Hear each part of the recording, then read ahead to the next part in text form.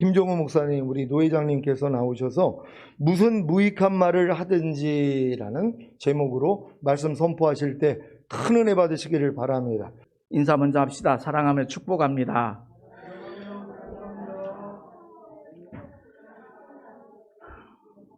딱딱한 어떤 메시지보다 우리 스스로에게 한번 자문자답하는 시간을 가졌으면 참 좋겠다라는 마음이 계속 들었습니다.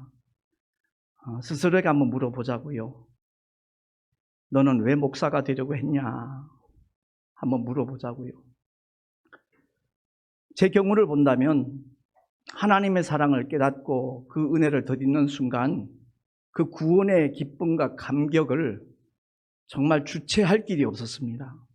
그리고 천국이 이론이 아니고 관념이 아니고 실상이라는 것을 느끼는 순간에 이 세상은 없어질 것이지만 그 아름다운 세상은 영존하는 세계, 어떤 말로 과장을 해도 거짓말이 되지 않는 그보다 더 아름다운 세계, 그 세계에 내가 아는 모든 사람들이 함께 갔으면 정말 좋겠다. 그 마음이 불일듯 일어나더라고요. 맨 먼저 생각난 사람이 우리 어머니였어요. 그래서 군생활하면서 백골사단에서 첫 휴가 맡은 제가 무주구천동에서 요즘으로 말하면 슈퍼죠. 가게를 하고 있는 우리 어머니를 찾아갔어요. 복음을 전했더니 니 미쳤나? 이러시더라고요. 신주단지 모시고 있던 분이었는데, 근데 그 어머니가 제가 권하는 메시지를 진정성 있게 받아들인 거예요. 신주단지 목사님 모셔다 다 깨뜨려 부셔버리고 그때부터 신앙생활 시작해서 지금까지 정말 하나님을 누구보다도 사랑하는 믿음의 사람이 되었거든요. 제가 그때 많은 분들이 그 헌금 때문에 부담을 느낀다는 걸 알기 때문에 그 말씀을 드렸어요. 어머니, 믿음이 생기기 전까지는 헌금 안 해도 괜찮아요. 믿음 없는 헌금 하나님 받으시지도 않고요. 관심도 없으세요. 그 말이 참 효율적으로 작용이 됐어요. 첫 주일을 맞이해서 제가 이제 선물로 드린 성경책을 들고 교회를 가는데 그 동네에 이제 같이 숙박업을 하는 사장님이 목사밥도 하나 생겼네 그러더래요. 그때 우리 어머니 마음속에 나 헌금 안 할 건데 내가 왜 목사밥이야? 그러고서는 신앙생활이 계속되었다라는 말씀을 나중에 하시더라고요. 지금은 누구보다도 더 많은 헌금을 하고 싶어서 안달난 분이 우리 어머니시거든요. 그렇습니다. 헌금은 구원받은 사람만이 할 수 있는 거예요. 믿음 있는 사람만이 할 수 있는 겁니다. 하늘에 소망이 있는 사람, 그리고 영혼을 사랑하는 사람, 주님 맡겨주신 사명, 전도와 선교에 동참하기를 원하는 사람만 할 수 있는 것이 헌금이라고 저는 개인적으로 그렇게 믿습니다. 저와 여러분 소망이 어디 있는지 모르겠어요. 아무튼 그 은혜를 전하고 싶어서 아무것도 모르면서 하나님 저는 주의 종이 되겠습니다. 서원을 한 거예요. 그 서원을 하고 신학을 시작하고 난 다음에 한 7년간의 그 방황하는 시절도 있었었는데 그때 교통사고로 머리 17반을 꿰매고 조기 축구 나갔다 왼쪽 다리 부러지고 그러고 난 다음에 하나님 잘못했습니다. 이제 무슨 일이 있어도 목회자의 길을 걷겠습니다 하고서는 감리교에서 새 학기를 마치고 순복음 2학년을 편입학을 해서 결국은 목사 안수를 받고 그 교단에서 한 24년 목회를 하다가 여기 와 계신 우리 정경총회장 되시는 김남신 목사님이 한국기독교 영풍회라는 봉사단체에서 만나게 되었거든요. 우리가 함께 임원으로 있을 때 1년 동안 영풍회가 진행되어 오는 기간 동안에 그때만큼 열심히 있게 영풍회 활동을 한 적은 없었다라고 다들 그렇게 얘기들을 하셔요. 그래서 김 목사님이 우리 교단 와서 함께 일하자라는 군면을 잡고 하시기 처음에는 귓등으로 들었습니다, 솔직히. 근데 이거 아니다. 정말 내가 제대로 한번 최선을 다하는 하나님의 종으로 충성 한번 해봐야 되겠다.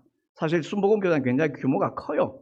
큰데다가 여러 가지 문제를 그 당시에 안고 있었기 때문에 여의도 측하고 서대문 측하고 계속 괴문서가 나라고 그래서 이런 걸로 인해서 내가 휩싸일 필요가 없다.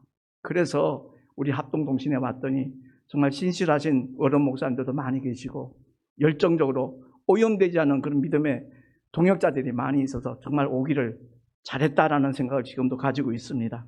어쨌든 그 은혜 전하고 싶어서 주의 종이 되겠다라고 서원을 하고 신학을 마치고 현실에 부딪히면 많은 주의 종들이 그래요. 현실의 문제 때문에 그 영적인 감각이 무디어지기 시작합니다. 현실 문제가 부각되니까 믿음이 희석되고 말아요.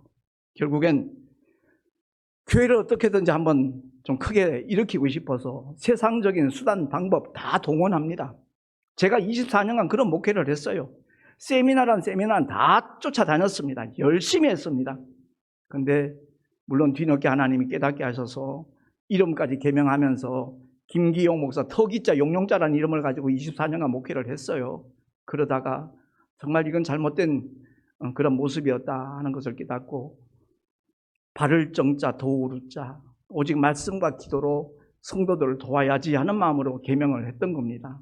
어쨌든 제가 드리고 싶은 말씀은 인간적인 생각이 우리를 잠식해버리면 그 사람은 더 이상 하나님의 종이라고 말할 수 없습니다. 오늘 본문을 통해서 주님이 하신 말씀, 독사의 자식들아 그랬습니다. 어느 부흥사 목사님 그런 표현을 해요.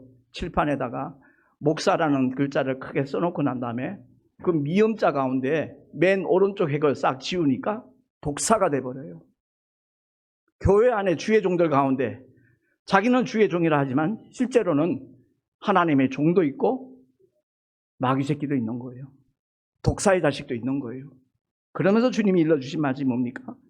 선한 사람은 그 쌓은 선에서 선한 것을 내고 악한 사람은 그 쌓은 악에서 악한 것을 내느니라. 아멘.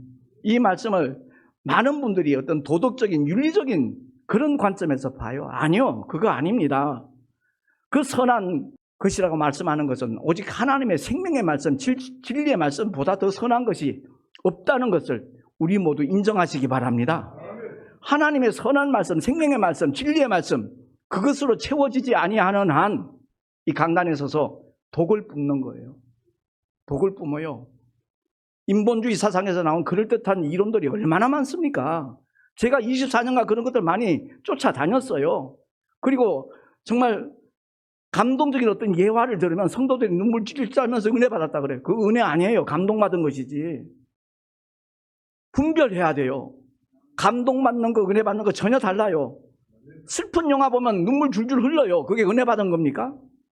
어떤 분의 명강의를 듣고 나 죄사함 받았습니다. 은혜 받았습니다. 그렇게 말하는 사람이 있던가요?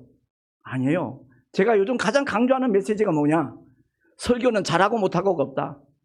올바로 하느냐 잘못하느냐 둘 중에 하나다. 정말 말이 서툴고 표현력이 부족해도 오직 생명의 말씀만을 이 자리에서 대언한다라면 그 말씀이 그 영혼을 살린다는 것 우리 모두 믿으십시다. 그래서 제가 가장 강조하는 메시지가 말씀 신앙이에요. 말씀 많이 보라는 겁니다. 나는 얼마나 말씀을 많이 봤는지 헤아리지 못할 것 같아요. 틈만 있으면 말씀을 봐요. 끊임없이 말씀을 봐요. 뭐 100도 했다 200도 했다 그게 의미 없어요. 정말 그 말씀이 나를 사로잡을 때, 나를 주장할 때, 솔직히 일주일 내내 택시 운전하고 난 다음에 강단에 서서 설교 준비할 여력 없어요. 체력도 따라주지 않아요. 근데 운전을 하면서도 길을 걸으면서도 끊임없이 하나님 말씀을 되새김질해요. 끊임없이 묵상을 해요. 몇 장 몇 절이 하나님 말씀이다. 그걸 암송하라는 얘기가 아니에요. 자기 성경 어디에 어느 말씀이 어디쯤 있다는 것만큼은 저절로 몸에 배일 정도로 성경을 가까이 하는 우리 주의 종들이 되십시다. 그래서 저는 성경 자주 바꾸는 거 권하지 않아요.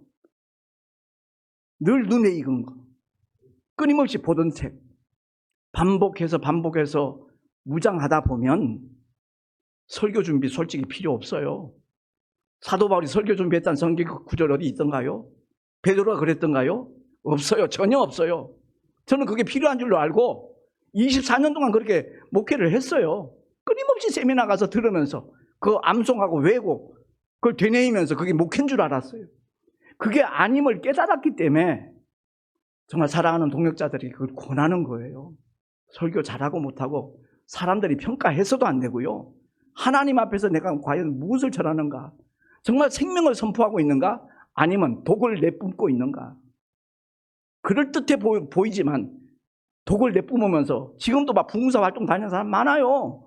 저도 김나지모 여기 계시지만 13년 동안 영풍에서 아주 열심히 앞장서서 활동했던 사람이에요. 3년 연임해서 상임 총무한 사람 저밖에 없어요. 그만큼 일을 정확하게 한다고 인정을 하니까 대표회장이 바뀌어도 목사님 상임 총무 한 번 더 맡아주세요. 그렇습니다. 저는 예배가 예배다워야 된다고 생각하는데 사회 보시는 분들도 정말 군더더기가 없어야 돼요. 1년 동안, 2년 동안, 3년 동안 부흥회 계속 제가 사회를 보거든요. 군더더기가 없어 좋대요. 근데 굳이 사회자가 왜 말을 하려고 하는지 모르겠어요. 그럴 필요가 없거든요. 그 시간만큼은 말씀을 대언자가 정말 메신저가 은혜롭게 말씀을 전할 수 있도록 대표 기도하는 목사님도 다른 기도할 필요 없어요. 정말 주의 종, 말씀 전하실 주의 종 건동의 팔로 붙잡아 주셔서 헛소리하지 않게 물론 그렇게 표현하면서 기도하면 안 되겠죠. 오직 생명의 말씀만 대언할 수 있도록 주님 도와달라고. 제가 대구 있을 때 우리 교회 표가 교회다운 교회, 예배다운 예배였어요. 정말 그것을 추종하고 싶었어요. 거칠애적인 목회 우리 모두 청산하기를 예수 이름으로 축원합니다. 사람 눈치 보지 말자고요. 하나님 눈치만 보자고요. 정말 주님이 원하시는 메시지가 뭔가 그것만 일주일 내내 묵상을 하고 오직 성령께서 내 마음에 감동 주시고 깨닫게 하시는 대로 하나님의 마이크예요. 마이크가 지 말하면 안 돼요. 지 잡음을 내기 시작하면 이거 아무리 비싸게 산 거라 할지라도 아마 조 목사는 이거 버릴 거예요. 다른 거 구입하실 거예요. 스피커 마찬가지예요. 계속 삐엄나고 그러면 메시지가 전달이 안 되는데 비싸게 샀다 그거 계속 고집하고 쓰겠어요? 고쳐 쓰든지 다른 걸로 교체하든지. 우리 모두 하나님의 신실한 종이 되십시다. 독사 되지 맙시다. 내 생각 감이 되면 그게 독사예요. 저도 그걸 몰랐어요. 강원도 동해시에서 교회 건축할 때 성도 고작 12명이었어요. 작은 평수 70평이지만 2층으로 예쁘게 졌어요. 지금도 순복음 교단 그 50년사에 보면 그 교회가 사진에 나와 있어요. 그때 나도 모르는 사이에 건축에 필요한 자금, 그 성도들이 좀 헌금할 수 있기를 원하는 마음으로 그런 성경 구절을 본문으로 택하는 모습이 드러나더라고요. 깜짝 놀랐어요. 하나님 앞에 회개했어요. 그랬더니 김은경 목사님이라고 천곡 순복음교회 여자 목사님이에요. 사회가 슈퍼를 크게 하는데 요즘 편의점 있죠. 크게 하는데 사업이 너무너무 잘 돼요. 그래도 여전히 거긴 개척교회죠. 교회도 건축하지 않은 상태예요. 근데 새벽 기도 마치고 난 다음에 저를 찾아왔어요. 한창 건축하다가 자금이 모자라서 3일째 쉬고 있는데 김 목사님 힘들죠? 아 괜찮습니다. 오늘 새벽 기도 간절하게 기도하는 하나님께서 그때 교회 전체에 있는 자금이 230만 원이었대요. 그거 김정우 목사 갖다 주라고. 너무나 생생하게 말씀하시더래요. 그래서 왔다는 거예요. 저절로 눈물이 나더라고요. 인간적인 수단 방법 포기하니까 하나님의 방법으로 이렇게 공사가 진행될 수 있도록 역사하시는구나. 그렇습니다. 무슨 무익한 말을 하든지 거기에 대한 신문이 있다 그랬습니다. 이 말씀을 많은 분들이 인간적인 입장에서만 생각을 해요. 남을 괴롭게 하거나 모함하거나 못된 말을 하거나 악한 말을 하거나 그런 차원으로만 생각해요. 물론 그거 포함돼요. 근데 그보다 더 주의 종들은 이 강단에서 어떤 말씀을 하느냐, 어떤 메시지를 전하느냐, 거기에 대하여 아주 철저한 신문이 있다는 것 우리 기억하시기 바랍니다. 그래서 저는 강단에 올라올 때마다 늘 조심하는 게 그거예요. 내 생각, 내 감정 가미되지 않도록 하나님 붙잡아 주세요. 지켜주세요. 우리 다 같이 야고보서 3장 1절에서 2절까지 한번 찾아서 합독하도록 한번 하겠습니다. 천천히 한 목소리로 합독합니다. 시작. 내 형제들아, 너희는 선생된 우리가 더 큰 심판을 받을 줄을 알고 선생이 되지 말라. 우리가 다 실수가 많으니 만일 말에 실수가 없는 자면 곧 온전한 사람이라 능히 온 몸에 굴레 씌우리라. 아멘. 어떡합니까? 이미 우리는 선생된 자가 되어버렸는데, 예? 이 말씀을 미리 알았으면 목사가 안 돼서 있었을 텐데 이미 우리는 가르치는 자가 됐잖아요. 선생이 됐잖아요. 그러니까 하나님 말씀으로 무장하자는 거예요. 성경 가장 많이 보는 사람이 처음 은혜 받은 평신도랍니다. 그리고 신학교 가면서 자꾸 줄어들고 목사가 되고 난 다음에 성경 별로 가까이 안 한대요. 요즘 얼마나 편리한 세상입니까? 어떤 단체에 한 달에 1년에 한 30만 원 주면 새벽기도 원교 설교까지 온답니다. 그런 편리한 세상이에요. 그러니까 우리 주일날 예배 드릴 때 한 3,000개가 똑같은 설교한다는 얘기가 들려요. 왜? 같은 원고를 가지고 읽으니까 똑같은 메시지가 전달된다는 거죠. 거기에 과연 생명력이 있겠는가? 절대 없어요. 제가 오늘 이렇게 참 노회장이 되고 난 다음에 저는 특별한 감사함이 있어요. 제가 단독 목회 34년 만에 노회장이 됐거든요. 그 전에 보면 지방회장 되거나 노회장이 되면 한턱 내라 그래요. 난 그게 도무지 못마땅했어요. 왜? 노회장이 무슨 감투입니까? 정말 앞장서서 노회원들에게 본을 보이고 더 열심히 섬겨야 될 직분인데 왜 그런 생각들을 할까? 제가 솔직히 노회장 되고 나니까 책임감을 느끼게 되더라고요. 택시전도 지금 9년째 하고 있는데 택시전도 하다 보면 회원 목사님들의 어떤 결혼식이나 무슨 축하할 일이 있을 때도 못 가요. 축의금만 보내고 말지. 근데 노회장이 되고 나니까 내가 이정숙 목사님을 편애해서가 아니라 책임감이 다르게 느껴지더라고요. 더더구나 토요일이고 서울이고 많은 시간을 할애해야 돼요. 근데도 가서 사진을 찍어가지고 내 나름대로 그 동영상을 꾸며서 보내드렸더니 오늘 이정숙 목사님이 정말 좋은 추억의 사진 만들어주셔서 감사하다는 문자까지 왔더라고요. 우리 모두가 다 하나님의 종이라는 그 직분에 대한 무게를 느낄 수 있기를 예수 이름으로 부탁합니다. 의사들이 사람을 살리려고 수술하다가도 잘못되면 과실치사 혐의로 입건돼요. 근데 우리는 영혼을 다루는 사람이에요. 사람의 목숨을 다루는 사람이 아니라 정말 하나님께서 피로 값주고 사신 그 영혼들을 책임져야 될 주의 종들이에요. 그 직분에 대한 무게감을 더욱더 깊이 무겁게 느낄 수 있는 우리 모두가 될 수 있기를 예수 이름으로 축원합니다. 내가 왜 목회를 하는지 정말 하늘 상급 바라보십니까? 하늘 상급 바라보지 않고 그냥 막연히 목회하는 사람들 가슴 치는 순간이 올 거예요. 통곡하는 순간이 올 거예요. 주님은 이 세상에 오신 목적이 전도하러 왔다 그랬어요. 근데 어떤 부흥상 강사는 그런 설교를 하더라고요. 양이 양새끼를 낳지 목자가 양새끼 낳냐? 성도들 막 호통을 치는 그 부흥에 내가 한번 동참했다가 아연실색했어요. 그러면 예수님은 왜 전도했지? 사도 바울은 왜 전도했지? 예수님이 양인가? 사도 바울은 예수님 앞에 양일 수 있지요. 정신 바짝 차려야 돼요. 다들 속고 있어요. 제가 만약 총회장이 된다면 우리 합동공신총회가 정말 전도에 앞장서는 주의 종들로 소문나는 총회가 되기를 정말 소망하면서 3년 전부터 그렇게 기도하고 있어요. 전도하지 않으면서 성도들에게 전도를 요구한다는 그 자체가 우스운 모습이고요. 주님이 그 일을 맡겼어요. 저와 여러분의 설교 잘하러 맡기신 적 없어요. 부활 승천하시기 전에 맡기신 말씀, 부탁하신 말씀 다른 거 없어요. 만민의 복음 전파라. 모든 족속 제자 삼으라. 내 양을 먹이라. 그 먹인다는 게 뭡니까? 그럴듯한 설교 짜집기 해가지고 전하라는 그 얘기인가요? 아니에요. 서툴러도 괜찮아요. 살리는 것은 영이니 오직 내가 너희에게 이런 말이 영이요 생명이다. 그게 저절로 나오려면 성경을 최소한 200독 이상 해야 될 거예요. 저는 구약을 강조하지 않아요.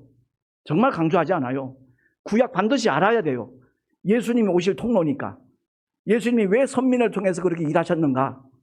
왜 예수님이 이 땅에 오셔야만 됐는가? 창세기를 통해서 말라기까지 그 이유를 명백하게 보여주고 있어요. 전 조영만 목사님이 정말 구약을 통해서 우리의 믿음의 현실 상태를 이렇게 조명해 주는 거 보고 대단하다 싶어요.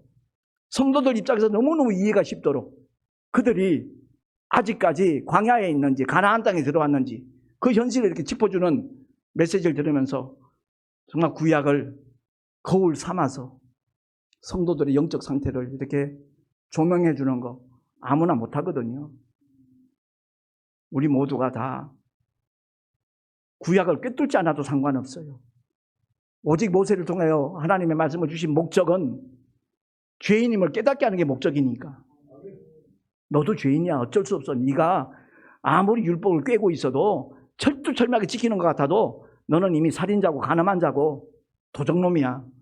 그게 바로 산상수훈의 결론이거든요. 서기관들, 바리새인들 깨달으라는 거예요. 니들이 천국 갈 줄 아냐? 천만에 메시아를 만나지 않으면 소용없다. 메시아를 만날 자격이 뭐죠? 죄를 가진 자예요. 저와 여러분은 죄를 가진 자이기 때문에 메시아가 필요했고 메시아 앞에 나왔고 그 은혜로 구원을 받은 하나님의 자녀가 된 줄로 믿습니다. 율법을 통달하고 있어도 복음 만나지 못하면 소용없어요. 가장 큰 선지자가 누구라 그랬어요? 모세요? 엘리야요? 천만의 말씀이에요. 침례 요한이라 주님이 일러주셨어요.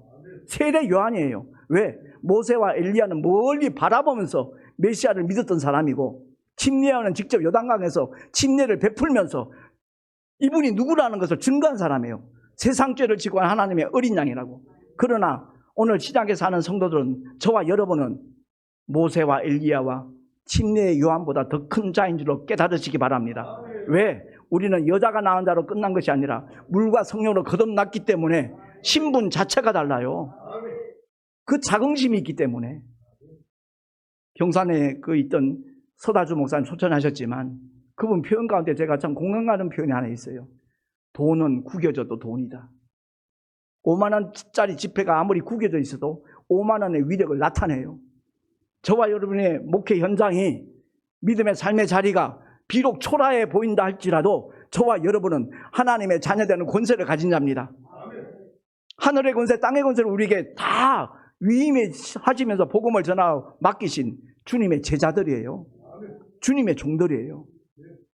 아무튼 우리 동서노회가 정말 모든 타 노회들보다 모범이 될 만한 그러한 노회로 발돋움할 수 있기를 예수 이름으로 축원합니다. 기도하겠습니다. 왜 목회를 하는지, 무엇을 전해야 되는지 총체적인 난관에 처해 있는 목회자들이 참 많다는 것을 느낍니다. 거룩하신 하나님 아버지, 잘하고 못하고가 아니라 바로 하느냐 잘못하느냐 그 차이라는 것을 다시 한번 깨닫게 되었습니다. 이미 우리는 선생된 자가 되었으니 거룩하신 하나님 아버지, 성령께서 바로 알게 해주시고 바로 전할 수 있도록 은혜 위에 은혜를 더하여 주시옵소서. 살리는 것은 영이니 육은 무익하니라 주님이 분명히 일러주셨습니다. 아무리 그럴듯한 설교를 할지라도 인본주의 메시지는 결코 영혼을 살릴 수 없다는 것, 단순한 감동만 줄 수 있을 뿐이라는 것 기억하게 하시고 서툴러도 오직 생명의 말씀 주님이 우리에게 일러주시고 분부하시고 맡기신 그 말씀을 대언하는 증거하는 우리 모두가 되게 하여 주시옵소서. 우리 구주 예수 그리스도 이름으로 감사하며 기도하옵나이다. 아멘.